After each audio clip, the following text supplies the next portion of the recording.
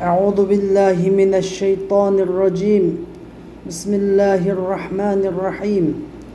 الحمد لله نحمده ونستعينه ونستغفره ونعوذ بالله من شرور أنفسنا ومن سيئات أعمالنا. من يهده الله فلا مضل له ومن يضلل فلا هادي له. وأشهد أن لا إله إلا الله شهادة تكون للنجاة وسيلة ولرفع الدرجات كفيلة. وأشهد أن سيدنا محمدا عبده ورسوله. أما بعد.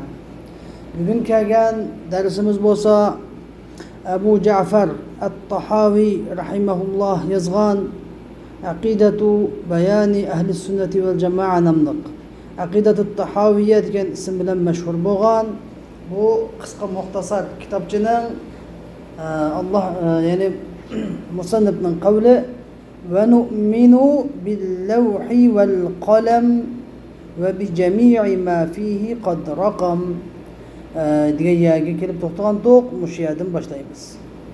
Endi biz darsni boshlashdan burun ilgirki darsimizdan bir so'zlab o'tishimiz kerak. Bunun oldingi darsimizda biz vel qadaru sirrullohi taala fi xalqi. Qadar yani qazo va qadar Alloh taolaning mahluqotlarining ichida qolib qo'ygan bir sirdir. Bu sirga na malak muqarrab farishta na mursal payg'ambar mu xabardor bo'lmagandir. Bu haqda ko'chilab bu Alloh taolo buni nima uchun qildi, nima ish qildi, nima uchun bunday qilmaydi deb ko'chilab so'rab qadar degan nima, bu qachon bo'lgan ekan deb bu ish eslab ko'chilab so'raganlar Alloh taoloning rahmatidan mahrum qoladi. To'g'ri yo'l tepishdan iborat ne'matdan quruq qoladi va o'zi Alloh taolo bilan ilohlik qilishgan da'vo qatoriga chiqib qoladi. Tağut qatoriga chiqib qoladi. Ya'ni hadib deb Alloh taolo mening ishim sen aralashma degan ishga aralashib ilohlik da'vosi qilgandek, ya'ni ig'ir jinoyatga duch kelib qoladi. Shuning uchun qazo va qadar haqida qat'iy buni iymon aytish, buni ko'chalab tigini so'ramaslik lozim. Chunki bu mana mushu Allah Teala tibin kelgan qazo va qadarga iymon aytib buni ko'chilmaslikni o'zi Alloh taolo Qur'oni Karimda minhu ayatun muhkamat, Qur'oni Karimda muhkama oyatlar bor, ya'ni keskin ma'nosi o'p-muchuq qat'iy buni bir mujmallik yo'q bo'lgan oyatlar bor. Unda ummul kitob ulu bo'lsa kitobning onasi degan gap, ya'ni kitobning asli ummul kitob, ummu shay'i aslu, kitobning asli. Ve ukharu mutashabihat. Yeni bir kısmı var, onu mutashabihat.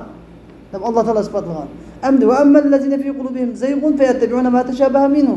Amma kalplerinde zeyg var boğan adamlar, yani aktin batılga mayillik boğan adamlar, buruluş boğan adamlar, şu Kur'an-ı Kerim'deki mutashabihat ayetlerinin şeyini izgolab tekşirdi. Amma ve emmel rasihune fil ilim. Amma ilimni çoğun yettisatgan, ulema-i rasihillah bolsa, inde kullun min indi Rabbina. Biz amenna bihi. Biz ona iman ettik. Hemimiz bizim Rabbimizin kaçlıkadaki iman ettik deydi. Ve şahit toktaydı. Andı bunu ki ilmini Allah tavşurdu. Allah Teala onun ki tevilini Allah Teala bildi. Andı. Deb tevilini Allah Teala bildi. Deb Allah Teala ulema-i rasıkla iman etdi toktaydı. Bunun tevilini Allah Teala bildi. Deb Ehl-i Sünnet ve Cemaat ki ulema rasih alimlar şunda tefsir kılgan. Endi Abu Ja'far Tahawi rahimahullah biz bir şey tutuşumuz gerek. Muteşabihlarga çukap kirmeskimiz gerek. Muteşabihlarning ilmini Allah'ta tushunishimiz gerek deb shu aqida bir kitap so'radi. Endi biz Hanefi mazhabidagi olimlarni usul fiqh o'qigan odam hammasi biladi. Mabahithal alfaz, ya'ni arab tilida qanday so'z bo'lsin, Qur'ondan bo'lsin, hadisdan bo'lsin, ya bizning chiqib shar'iy hukm beriladigan gap, e'tiborga ilinadigan har qanday bir so'z 4 taqsimotga ayriladi. Birinchisi isti'mal. Birinchisi vaza. İkincisi isti'mal. Üçüncüsü az-zuhur vel khafa. Dördüncüsü istidlal, vücud istidlal. Muş tedhil ulanmagan. Hemmisi. Endi muşu mabahis alfazning qatori bo'yicha yana mush oyatlar shunday keladi. Mushaqda nima dedi biz zuhur va xafa degan 3-darajada nima dedi? So'zlar ya uchuq bo'ladi, uchuq aytiladi, ya yepiq maxfiy bo'ladi. Uchuq aytilganlari ya zohir bo'ladi, ya nas bo'ladi, ya mufassir bo'ladi, ya muhkam bo'ladi. Ammo maxfiy aytilganlari ya xafiy bo'ladi, ya mushkil bo'ladi, ya mujmal bo'ladi, ya mutashabih bo'ladi deb hammasini tushuntirib o'tdi. Uni kenidan Qur'on Karimda Alloh taolo aytadi, Qur'on Karimning ba'zi joylari muhkam oyatlar asli qoida shu yo'l bo'yicha mangamiz deydi. Endi bu uxar mutashabihat. Mutashabihatlar desa, mutashabihatlar buni Alloh taolo sinov uchun qilib qo'ydi. Buni sinaydi, buni iymon etamiz, lekin buni ko'chirmaymiz deydi. Endi usul fiqhda nima deydi? Mutashabihlar. Mutashabih degan qanday desa, buning ma'nosini dunyoda deb bilish mumkin emas. Buning ma'nosini oxiratda bilamiz. Uchuq usul fiqhda bayon qilgan. Mana shu Qur'oni Karimda Alloh taolo isbotlagan, usul fiqhdan isbotlangan shu mutashabihning o'zi mana bizning bugungi darsimiz va oldingi darsimiz hammasi. Qur'oni Karimdagi Alloh taoloning sifatlarininki ba'zi mutashabih. Buni biz iymon etamiz. Uni ko'zlamaymiz. Qandoqkan, nima qandoqkan demaymiz. Shu sifatlarning birining ichida yana birisi nima? Qazo va qadar. Qazo va qadarning chunki bu nima bu qazo va qadar degan bu qazo va qadar degan bizga qo'yib qo'ygan narsa desa, lekin bu Alloh taolaning qadimiy ilmi. Qazo va qadar degan Alloh taolaninki azaliy ilmiga bog'liq bo'lgani uchun shuni biz buni ko'chirmaymiz. Bu faqat hammani Alloh taolo topshiramiz ilmini. Lekin biz ishonamiz. Qazo va qadarning har yaxshilik, yomonlik Alloh taolaning taqdiri bilan ekanligiga cheksiz ishonamiz. Endi Abu Ja'far Tahaviy rahimahulloh buni yig'inchoqlab akilib, ilm ikki xil. Biri xalqda bor bo'lgan bilim, yana biri xalqda yo'q bo'lgan bilim. Alloh taolo bizni bor bo'lgan bilimni talab qilish taklif qildi, yo'q bo'lgan bilimni talab qilishni to'xtashni taklif qildi. Biz bor bo'lgan bilimni talab qilishimiz kerak, shariat bilimlarini, yo'q bo'lgan ilmul g'aybni Allohga topshirishimiz kerak. Da biz intayin uchuq yurtibadi. Endi buning unuma yana qochalab, ya biz bilitdik. Ondoq, mundoq deb suratlab, arshi degan mundoq, kursi degan mundoq, lavh degan mundoq bo'lib ekan. Ukan, qadar degan ondoq, mundoq, u deb hamma tekshirimiz. Xuddi jismga o'xshatib o'z suratlab, shu filmdek ishlaymiz desa, buni biz unutmaymiz. Bu qalbida zayg bu odamniki yo'li. Endi hozir xususlab kelsak, hozir salafiylar shunday qildi. Ya'ni mush aqida bobiga, arsh kursi ilova qalam bobiga odamning aqliga sig'maydigan hadislarni agilib, shu nima qiladi? Aqida bobiga unda hadisni agilib, shu nima qilib tutdi. Hadisga amal qilamiz deb. Amal bobiga kelganda xil yaxshi hadisni yaxshi daif deb turadi. Aqida bobiga kelganda shunchalik zaiflik uchuq odamning aqli bo'lmaydigan hadislarni agilib, yana uchuq yana xristian dinidan buyon chiqib qolgan hadislar. Masalan, 8 va'al hadis deb hadis bor. 8 va'al av'al deydigan. Arshini 8 dona buğa. Va'al degan buğa. Arshini 8 dona buğa ko'tarib to'ydi degan hadis bor. Mushuni shunchalik aqida, kuchli aqida agildi bu hadisni bular. Arshini sifatlab. Bu nimadan chiqqan gap asli? Nasaralarning aqidasidan chiqqan gap. Nasaralarniki Rojustova bayrami degan bayramida filmlarda dengib ko'rgan bo'lsak, bir odam Rojustova bayramida bir qizni tipiki odam birisi 8 dona nimani qatib bug'uni haruqat mangad ekan. O'ylab boqing buni, bu nerdan chiqqan gap?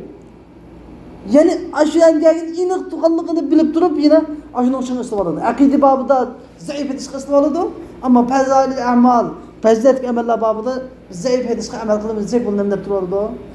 Buni amal qilolmaydi deb turadi. Ya'ni ta'at odamlar bo'ldi. Alloh taolo istaqbalsin. Endi bugungi darsimizda bu yana deb qilishimizning sababi chunki shular ajoyib ko'p zaif hadislarni qilib, g'aybiyat bo'lgan, mutashabihat bo'lgan şeylarni uchuqlaymiz. Buni muhkam qilamiz deb turibdi-da. Shuni biz unutmaymiz. Endi bu sanada deydiki, "Va nu'minu bil lawhi wal qalam va bi jami'i ma fihi qad raqam." Ya'ni deydi ki ve nekul yani açıp eski nekul atfırma. Ve deyimiz ki yani biz ben Ebu Hanife, Ebu Yusuf, İmam Muhammed ve ben Ebu Cafer Tahavi Katarlık deyimiz ki ve nu'minu bil levhi vel kalem. Biz levh ve kalemge iman etimiz. Ve bi cemi'i ma fihi kad rakam. Levh kalemde ve bi cemi'i ma fihi etken levhke yazgan dersinin hemmisiga iman etimiz. Kad rakam bolsam ya da rakama el kalem. Yani kalem levhke yazgan dersinin hemmisiga iman etimiz diyen oldu. Hem de rakamdaki Allah Teala'ya geniş ihtimallık mı bağlı mirinin. Yani Allah Teala levh-i mahfuzga yazgan dersinin hemmisiga iman etimiz diyen ihtimallık mı var? Kad rukim deb o'qilish bunda ihtimollik bor. Ya'ni levh mahfuzga yozilgan narsaning hammasiga iman etamiz deb shu xil ma'nosi bor. Hammasi to'g'ri tanishmaydi. Lekin hadis qo'lga keladiganini qad raqamal qalam. Raqamal qalam yozsak hadisga ham qo'lga keladi. Chunki endi va nu'minu bil lawhi. Lawh deganda nima ish biz lawhga iman etamiz degan gap desa, chunki Alloh subhanahu va taolo Qur'oni Karimda deydi A'udhu billahi mineşşeytanirracim bel huve Kur'anun mecidun fi levhin mahfuz. Belki o levh-i mahfuzda saqlanadigan Kur'an ulug' Kur'andir deb Alloh taolo deganlik uchun Qur'oni Karim uch kelganlik uchun biz bunga levh-i mahfuz degandan keyin nimaga iman etamiz? Buning maxluq ekanligiga, bor ekanligiga. Ya'ni maxluqun mavjudun. Yani levh-i mahfuzniki maxluq ekanligiga va mavjud bor ekanligiga umumiy bunday bir nazariy yoki majoziy gap emas. Amaliyotda levh-i mahfuzda Alloh taolaning katta bir maxluqi bor ekanligiga iman etamiz. Val qalam. Qalamga iman etamiz degan nima desa Alloh taolo Qur'oni Karimda nima deydi? Bismillahirrohmanirrohim. Nun val qalami va ma yasturun. Val qalami va ma yasturun. Qalam bilan qasam deb Alloh taolo uch qatg'anlik uchun ve Peygamber Aleyhisselatü Vesselam hadis-i şerifte ne degan? Hadis-i şerifte degan ki Ubadet ibn Samit radıyallahu anh hadisinde Peygamber degan ki evvelu ma halakallahu el kalem. Allah Teala yaratgan mahlukatların en avvali kalemdir. Allah Teala kalemni yaratıp faqala lahu uktub. Unuğa uktub dedi. Yaz dedi. Kale kalem dedi ki Rabbi maza ektub. Ey Rabbim nemini yazayım ben deb shunda dedi. Allah subhanahu wa taolo dedi ki uktub maqadirul xalaiq hatta yawmul qiyamah. Sen aş cimi mahlukatlarniki yeni bir adı ma huve kain. Maqadira ma huve kain deydi. Yani maqadirul xalaiq. Yani bulunduğun narsaning kıyamet, bundaki kıyametga kadar bulunduğun narsaning hammasiniki takdirini yazgın. Takdirini yazgın dedi. Peygamber Aleyhisselam bir hadisi dedi ki bu şu kalem bilen levh ve kalemde barlık kıyamete kadar bulunduğun hamma narsaning takdiri osmon zamin yaratılışdan 50.000 yıl burun 50.000 sene 50.000 yıl burun nima qilingan levh ve kalem yaratilib bo'lgan dedi.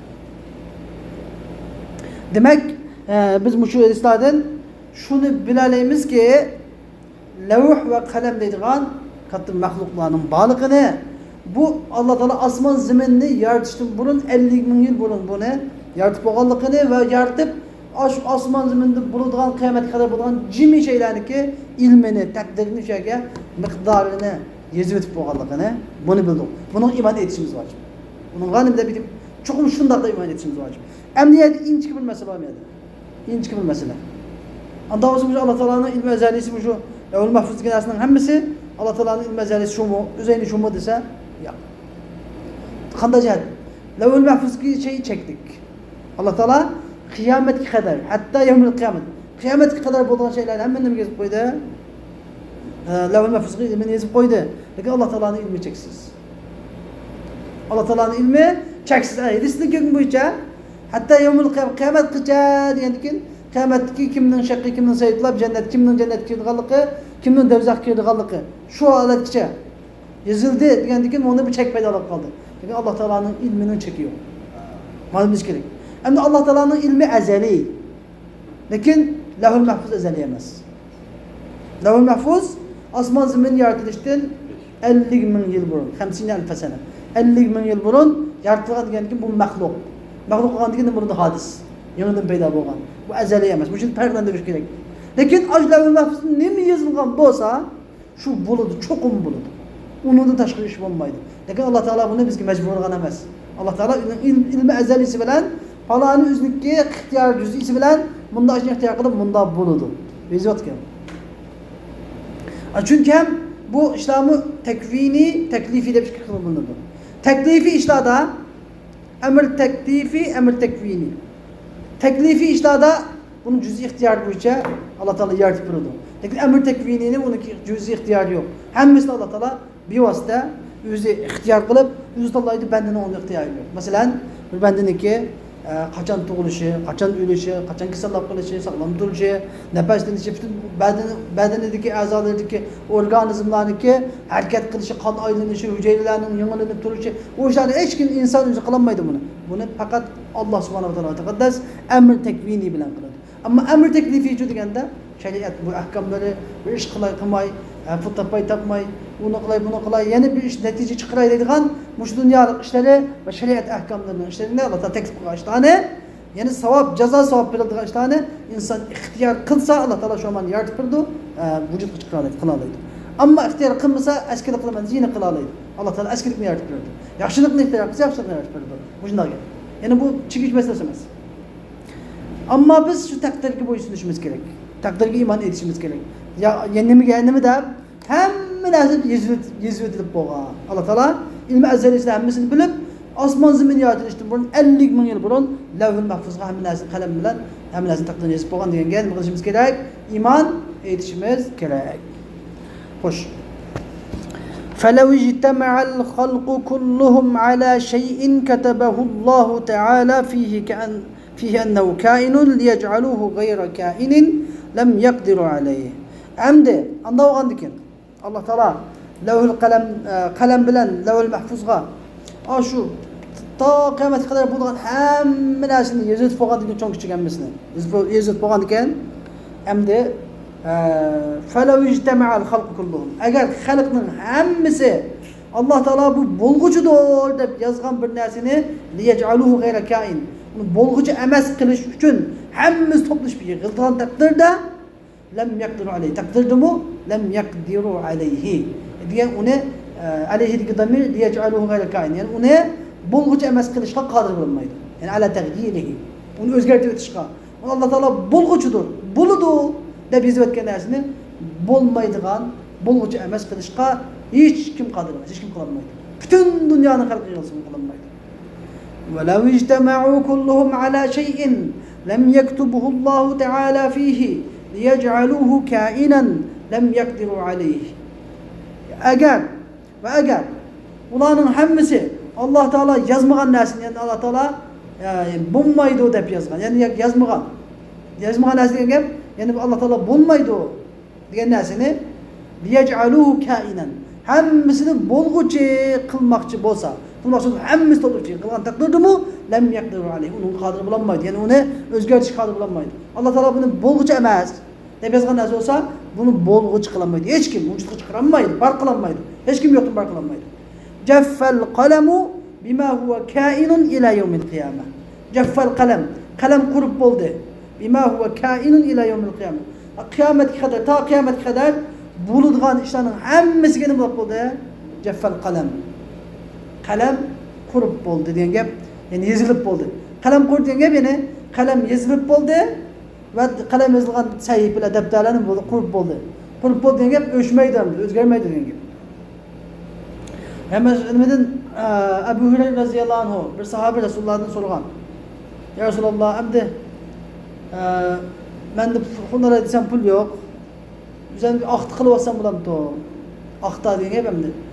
Pichib olsam bo'lamdi o'zimni. Deb shunday degan chog'da payg'ambar alayhisalom bilan sukut qildi. Yana shu qadim taklif so'raganda payg'ambar alayhisalom dediki, qalam qurib bo'ldi, jaffal qalam. Ya'ni taqdir yozilib bo'ldi, sening nima qildiganliging, yaxshilik qildiganliging, yomonlik qildigan hammasi yozilib bo'ldi. Sen o'zingni aqd qilyaptın yoki aqd qilyapmag'in, Alloh taolo yozganini ko'rmakdan boshqa yo'l yo'q dedi. Endi mushedislarning hammasi Men beş degandek buni majburlash emas biz. Hammasi Alloh taolaning ilmi azaliyasini ko'rsatdi bizga. Alloh taolaning ilmining hammadan ilgili ekanligini biz ko'rsatdik. Wa ma akhta'al 'abda lam yakun li yusibah. Bandiga yetmay qolgan musibat lam yakun li yusibahu. Uningga yetmaydi. Uningga yetadigan emas edi. Ya'ni biror musibat biror bandiga tegmay qolgan bo'lsa, yetmay qolgan bo'lsa, uningga asli bu musibat yetadigan musibat emas. Masalan, biz biroz mashinani haydab ketib berib, oldimizdan biz muyda deb ketgan bo'lsa, bu alhamdulillah, albatta shu aytamiz alhamdulillah. Lekin biz micha shukr aytishga mukallaf. Alhamdulillah, alhamdulillahi afana mimma ibtalahu Allohu kaseeran min xalqi deb nima shukr aytishimiz, duo qilishimiz uchun mukallaf. Shuni taklif qilishimiz kerak. Lekin mushuning o'zi taqdirda asli usatdi. Lekin asli mangalık şu üsmeye kaldı bezilmagan. Yani üsme etti. Allah Teala ben bendemle saklayayım de bezgan. Allah Teala saklagalık şu şükür etimiz. Anladın? Anlayacağın o anda mı olması munda bitti diye yapmak lazım. Ve ma asabehu lem yekun li yuhti'ah.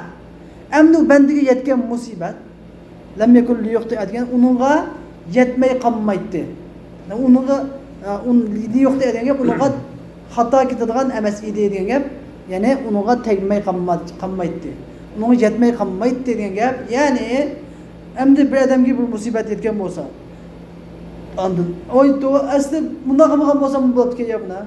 Asli maşinini bir asya kadigan olsa mıydın? Üşmezdi. Ya bir talak çıkmagan olsa bunda olmazdı. Bulat boğan dikin anda olmazdı, bunda olmazdı demesik lazım. Bulat boğan dikin ne demez? Ne demez? Hada kadarullah. Hada kadarullah ve ma şa'a feal. Yani bu Allah'ın takdiri, Allah Teala halıqını kılıdı deyişimiz gerek. Emdi müşahede en inçki meseleden birisi çıkıldı. Bana bu şu, bazı bir çoğun bir hadisinde ki İmam Nevevi, Arba'in Nevevi'ye çıkıdığan, mühim boğan hadisinde ki biz ya gulam, yahfadillah, yahfadık diyen hadisinde ki devamında bu şu çıkılmış hadis. Mühim boğan bir hadisinde ki mefhumu manisemdi bu. Müşahede ki Adem Aleyhisselam bilen Musa Aleyhisselam'daki davalışıp kalan kısası var. Adem Aleyhisselam bilen Musa Aleyhisselam davalışıp kaldı, hüccetleşip kaldı, davulleşip kaldı. Musa Aleyhisselam dedi ki sen Allah Teala yemigin diyen dayakını yap, Allah'a razı olap, bizning cennetin düşüp gitişimizge sebepçi oldun. Eğer sen şu dayakını yemigen bolsaňydyň, biz cennetin düşüp ketmekdik. Diye vaktada Adem Aleyhisselam sen meni yaratıştın, bulun, men yaratıştın bulun. Men yaratıştan Tevrat'ın arasında qancha yil balqin bilemsen? Deb so'rabdi, 40 yil dedi. Tevrat degende yani Tevrat Lavul Mahfuz 50 ming yil buni yozilib qo'ygan Lavul Mahfuzga bu uch qoldi. Endi Tevrat al-Vah lavhlarga, taxtalarga Adem Aleyhisselam yaratishdan 40 yil burun yozilib ketgan. Taxtalar tushdi, Allah Taala Tevratni taxtalarga yozgan tushdi. Shu taxtalarga Adem Aleyhisselam yaratishdan 40 yil burun yozilgan ekan. Shu 40 yıl degandik, amisi men yaratishim 40 yil, men yaratishdan 40 yil burun yozilgan mush lavhlarda Adem Rabbiga asi bo'lib ezib ketdi deb ko'rdingmi? Asa Adem Rabbahu fag'ava deb ko'rdingmi? Degan vaqtida Musa alayhisalom ha degan. Ha degan. Tabii ki buni o'zining ibron tilida deyishlik ham bu gapni o'zining tilida, arab tilida. Masalan, bu yerda Peygamberimizga ma'nosini yetkazib Ayna degandan amisi sen men yaratishdan 40 yil burun Allah Taala yozayotgan lavhalarga yozilib bo'lgan bu narsani o'zgartirishga men qodirman. Shu narsani menga ma'lumot qilamsan degandan keyin Musa alayhisalom gap qilolmay nima qildi? Hujjatda yanglab qoldi, davlat yanglab qoldi deydi. Ammo bu hadisda bunda qaraydigan bo'lsa qanday bo'lganda bir odam xatolik o'tkazsa, Alloh Taolo taqdirda yozayotgan buni, endi uni qanday qilmay ma'lum yo'q desa, bu degan to'g'ri degan degan gap chiqib qoladi yaqinlarimiz. Birinchidan bu gapni Musa alayhisalom bilan Adem alayhisalom alamut taklifda qilmadi. Yani alamut taklif bu dünya. Bu dünyada Adem Aleyhisselam bu gapni qilgani yo'q, Musa Aleyhisselam bu so'zni so'g'ini yo'q. Bu alamul axira. Jazo o'ylisida deyishdi u gapni. Birinchi. Ikkinchidan bu ishni bulab bo'lgandan keyin deyishdi buni. Bulab bo'lgandan keyin, ya'ni amma ishni bulab bo'lgandan keyin. Qazo va qadar ishini ishlangan gap, qazo va qadar ishini ishlangan qachon bo'ldi desa, bu ish bulab bo'lgandan keyin. Bir iş bulaştım burun, amin Allah Teala maşinede mansam bir gün üstü bir yere gideceğim olsa, ama üstüme amal yok şu maşinini 200 de heyday, 180'e çıkıp heyday, tizlik sürtene, dep heydese, yüzünü örtü ağam buludu bu.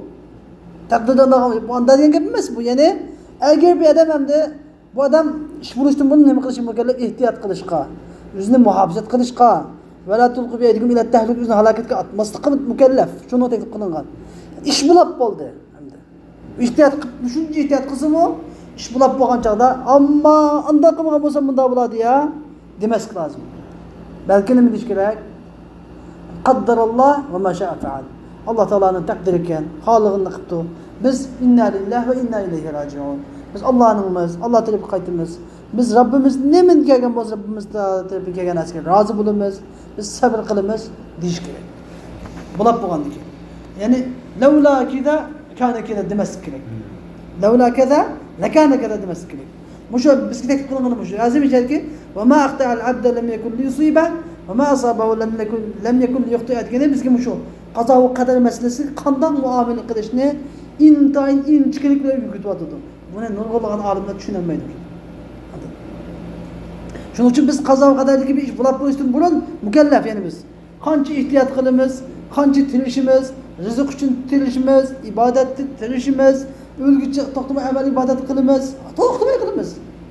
Çünkü biz gibi kaza ve kaderlik ahiretlik netice gelmedi o da. Anladın? Hazır yedi vağılı, tımıgılı, ki cennet ki pusken, ya ki tuzak ki pusken diyen bir haber ki yok bizge. Toktumasını mı kılışımız gerek? Tiriş, ictihat kılışımız gerek. Hoş. Ve alel abdi en ya'leme ennallaha kad sebeka ilmuhu fi kulli kainin min halqih. فقدر ذلك تقديرا محكما مبرما ليس فيه ناقض ولا معقب ولا مزيل ولا مغير ولا ناقص ولا زائد من خلقه في سماواته وأرضه وعلى العبد anda o kadar kiram yukarı ahvallar düşüngendiken وعلى العبد bendinin üstüge şu lazım ki ya'leme enne Allah kad sebeka ilmu fi kulli kainin min halq. Allah Teala'nın ilmi Allah Teala'nın halkıdın boğan her bir kainat buludgan şeyde Allah Teala'nın ilmi ilgili bulap boğan. Yani Allah Teala'nın ilmi ezeliyesi bilen kelgüsüdü bulgan hem halklarını Allah Teala kadından tatip biletti. Kadından tatip bildi. Şunu biliş gerek. Ben de şunda itikat kılış gerek. Ve tekaddere zâlike tekdiren muhkemen mubrama.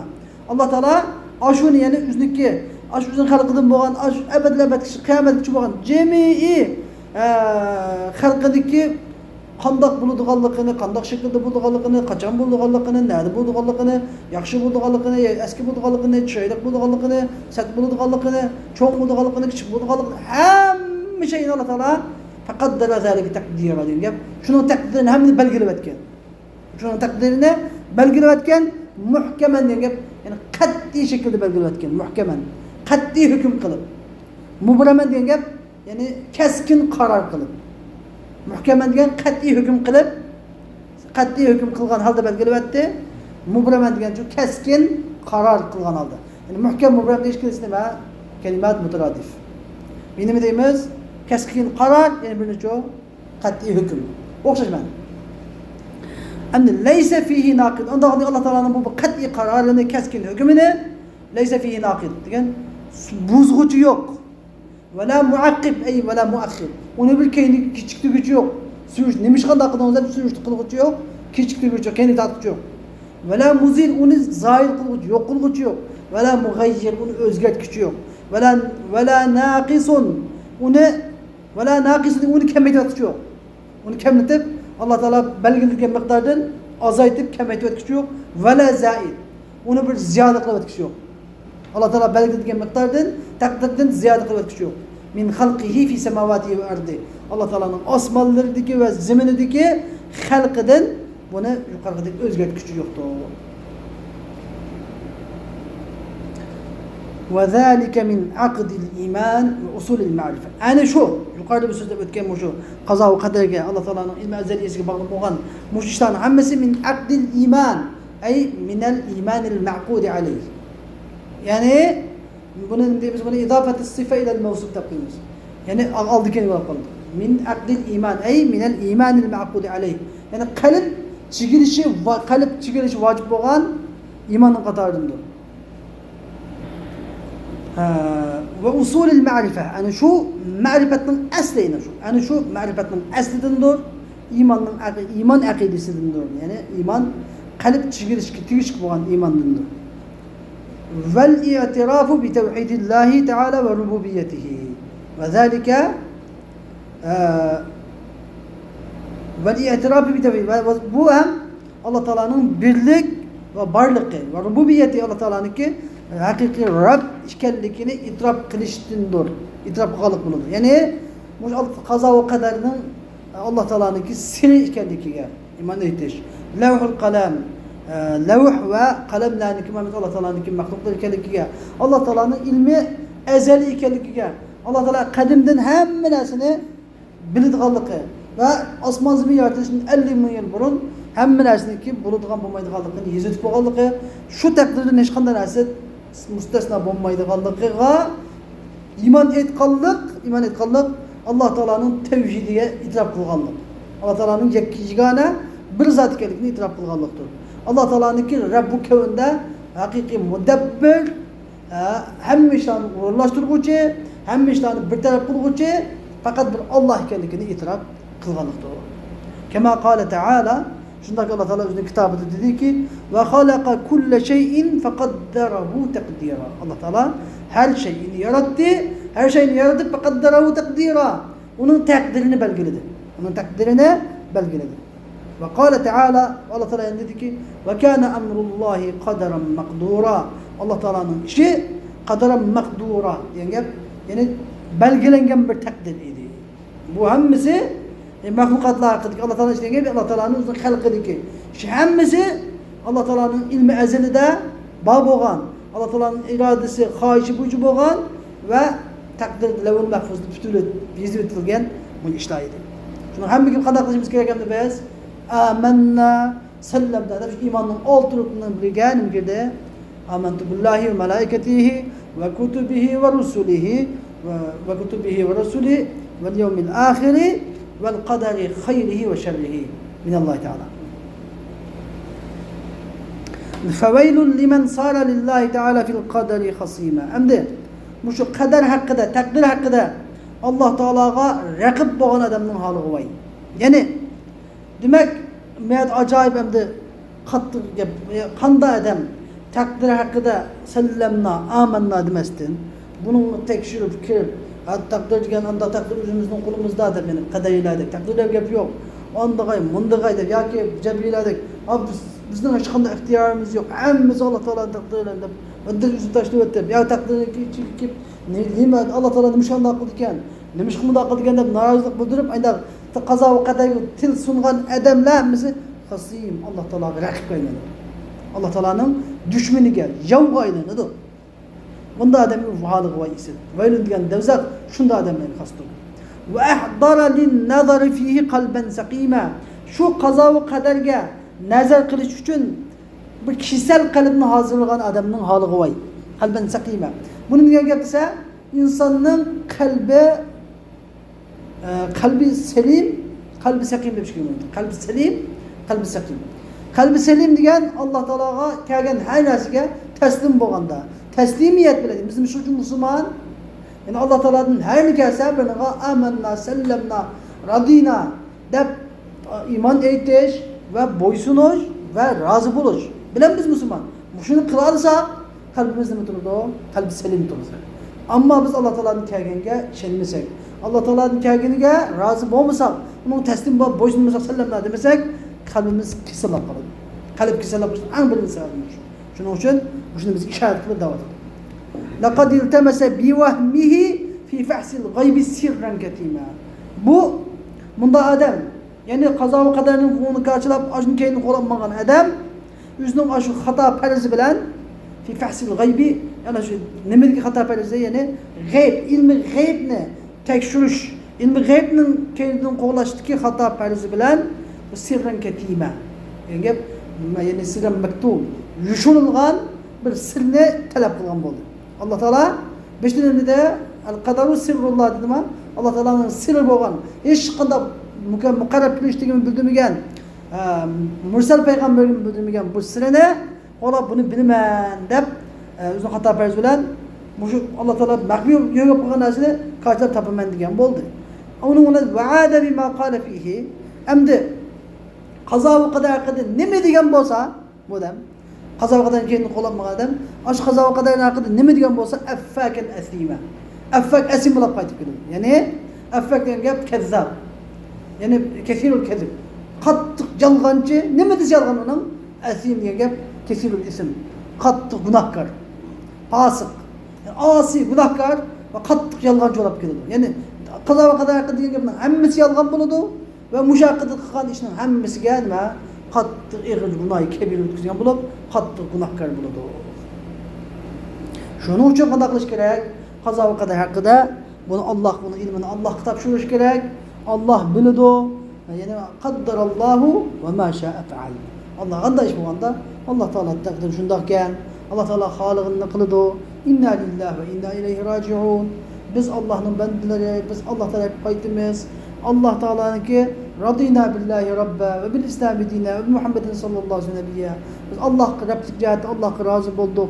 Muhammed Aleyhisselam'a peygamberlikle razı bulduk. İslam'ın dinimizle razı bulduk. Dep tesliyetimizni. Amenna, sellemna, radina dep şunu bildirişimiz gerek. Müslümanlığın mecburiyeti bu. Qazo ve qadar hakkında işte. Vel arşu vel kursiyyu hakkında musannifimiz bizne muş ilmin g'ayblarni qatarida bo'lgan, ilmin g'ayblarni qatarida bo'lgan, yana qado qadar va nima lavh, qalam va arsh kursi.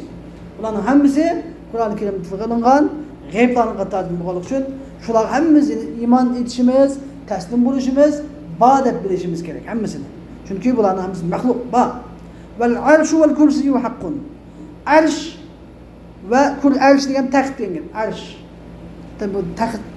Yani arsh ve kursi haqqdir degan. Yani bardır, mevcuttur, mahluktur. Hammasi mahluktur, mevcuttur. Endi vel arsh degan Allah Teala ve huve rabbul arshil azim deb qo'ygan. Natijada ve arsh yomon keltiriladi. Vel kursi degan Allah Teala vasi'a kursiyyuhus samawati vel ard. Bu haqda bu qo'ygan oyatda tilga Onda olgandan biz buniki baliqqa birinchidan maxluq ekanligiga baliq qilib qilmas iymon etamiz. Lekin arsh kursi maxluq, lekin maxluq qanday maxluqsa butun maxluqotlarning cho'ng maxluq. Bu nereden geldi? Çünkü Allah Teala Rabbul Arshil Azim. Arshil Azim deb Allah Teala katta arshning egasi degandan yani hem maxluqlarning cho'ng ekanligini bildi. Kursi degani nima ham? U vasi'a kursiyyuhus samawati vel ard degan Allah Teala'nın kursisi osmon zamindan kengrayadigan uchun demak eng katta maxluqlar deb bildik. Hem ikki vaqt ayirma arsh kursi deb kelgan shu Qur'on Karimda kelganda ikkisi bizga kiygizib atmay ayirmaylam holda iymon etdik. Arshimi ba, kursimi bor. Endi masalada buni iymon etdik alhamdulillah. Arsh Allah Teala qachon arsh kelsa davomli ve huve rabbul arshil azim deb shuni keltirdi. Allah Teala arshini nima deb yaratgan bir Allah Teala hojati va arshda o'tiray deb verib qilib o'tiray deb yotganmi deb xuddi endi podshohlik taxtinini bersaydi o'tirish uchun yasaydi-da.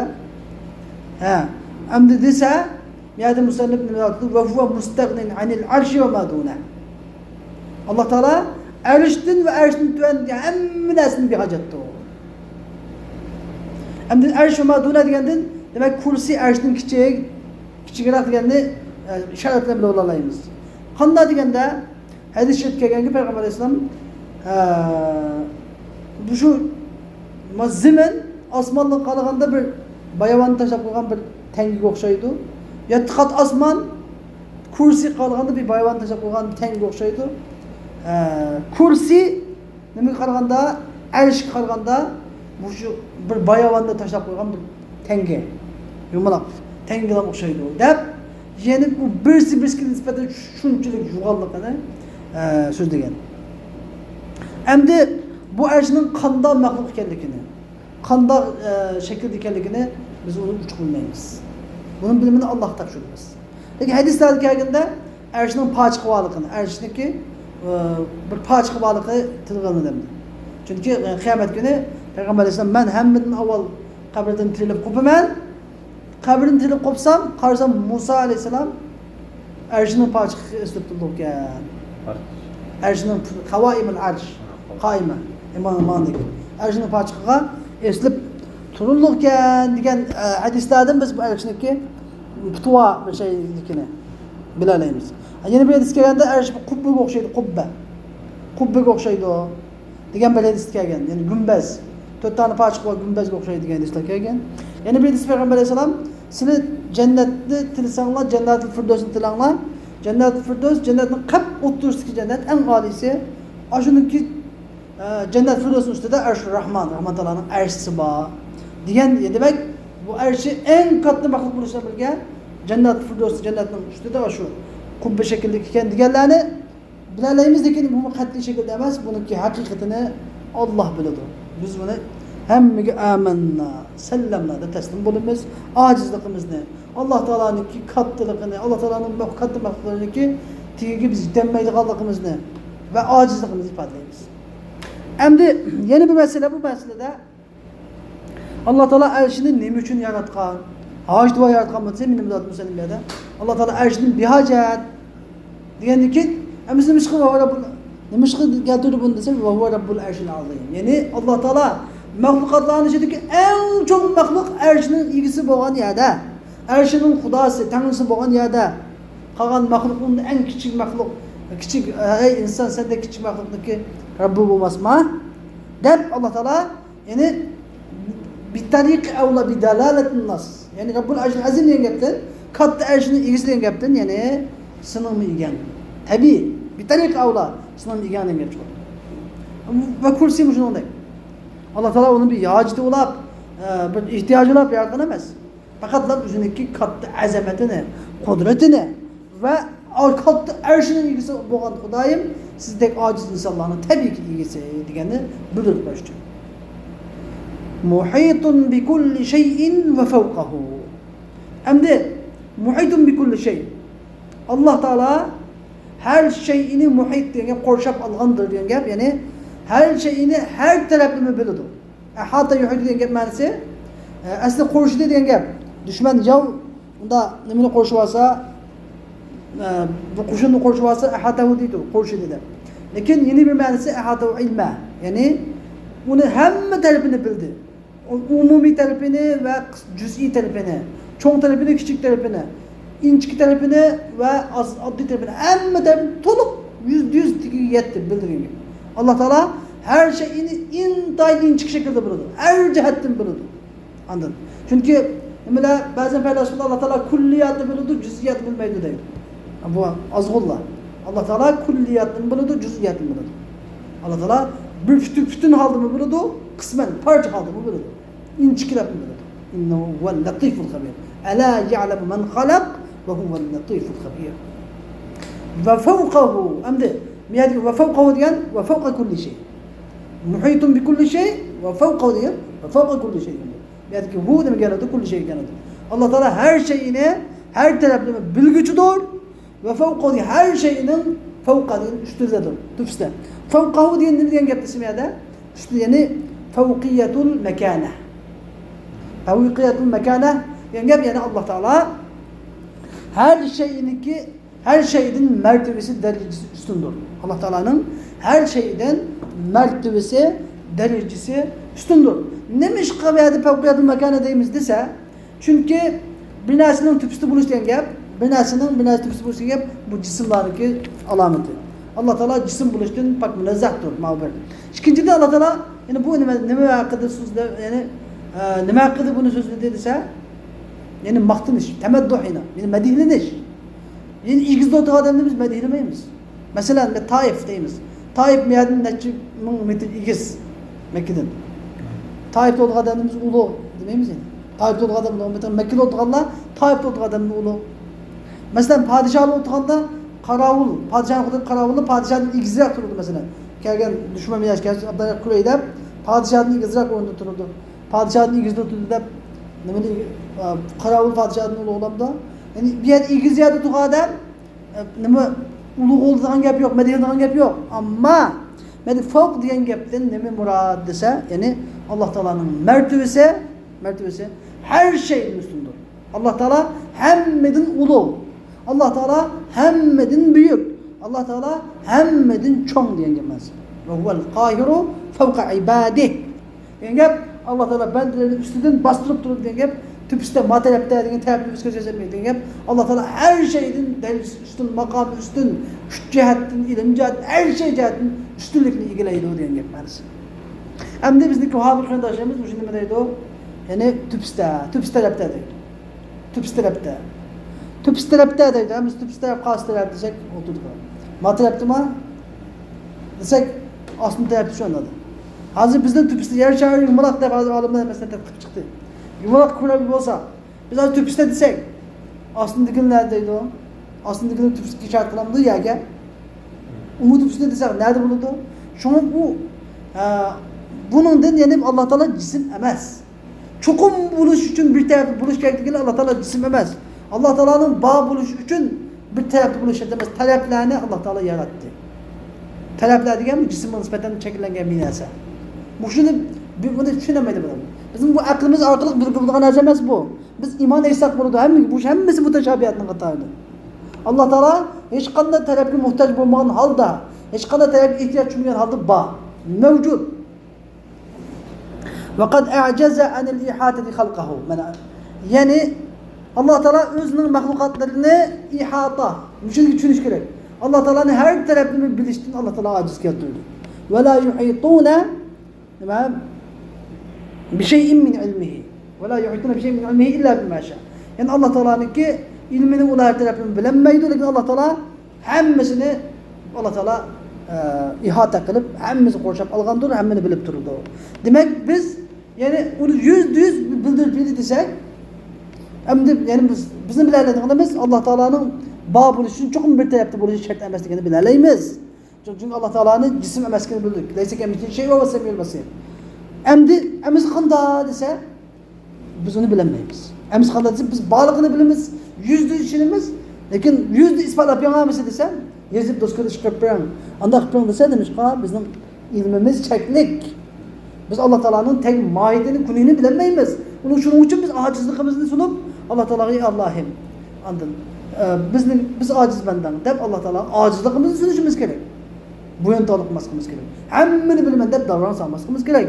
Yani bildiğimiz ne? Allah Teala bildiğini bilişimiz gerek. Allah Teala bilmeden mehfi kapılan mutecabilerine iman edip kullum min indi Rabbina amenna radıyna sellemna diyişimiz gerek. Şunu olan bugünkü dersimizin mazmunu inşallah ahirlaştı. Ve ahiru da'vana enelhamdülillahi rabbil alemin. Ve sallallahu teala ve sellem ala hayri halqihi seyyidina Muhammed ve ala alihi ve sahbihi ecma'in. Birahmetike ya erhamer rahimin.